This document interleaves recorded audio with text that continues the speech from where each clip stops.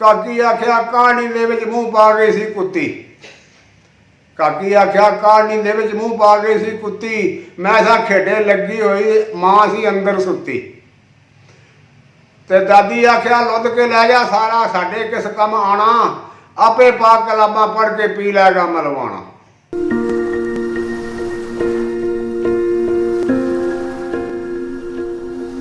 शामा वेले भुख लगी घर आया मलवाना।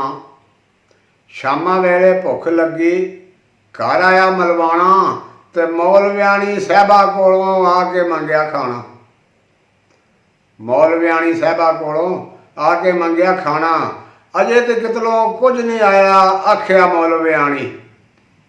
अजे तो कितलों कुछ नहीं आया आख्या मौलवियाणी, खोरे हुण कोई रोटी लैके आ जा धी ध्यानी। खोरे हुणे कोई रोटी लैके आ जा धी ध्यानी। इन्ने चिर नूं नंबरदार दी काकी घर विच आई।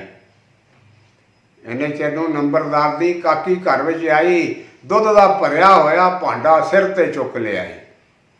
हाबड़े होए मलवाने ने सारा इको डीके पीता। हाबड़े होए मलवाने सारा इको डीके पीता। मार डकार हलामल पढ़ के शुक्र खुदा दा कीता। पी के पुछया तू अज काकी किस तरह दुध लियाई। पी के पुछया तू अज काकी किस तरह दुध लियाई, वो तुहाडे घरों ते जुमेरात दी रोटी कदे नहीं आई। काकी आख्या कहानी दे विच मूँह पा गई सी कुत्ती। काकी आख्या कहानी दे विच मूँह पा गई सी कुत्ती, मैं सा खेडे लगी हुई मां सी अंदर सुत्ती। ते दादी आख्या लुद के लै जा सारा साडे किस कम आना, आपे पाक कलामां पढ़ के पी लैगा मलवाना। दादी आख्या लुद के लै जा साडे किस कम आना, आपे पाक कलामां पढ़ के पी लैगा मलवाना। कुत्ती लग्या सुन के मुल्ला टिंड वगा के मारी। कुत्ती लग्या सुन के मुल्ला टिंड वगा के मारी।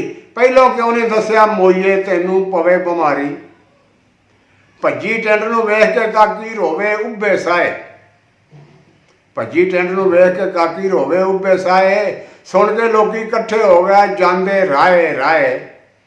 एक ने पूछया की गल होई, तो दस चुप करके गुड्डो। एक ने पूछया की गल होई, दस चुप करके गुड्डो, क्यों रोनी है इन्ना सिर ते बाहां धर के गुड्डो।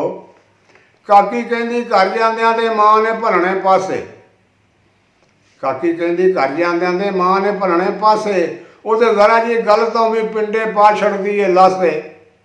मौलवी होरा मेरा भांडा कीता बेरा बेरा, हुण किस भांडे विच दे विच मूतू रात नूं बाबा मेरा।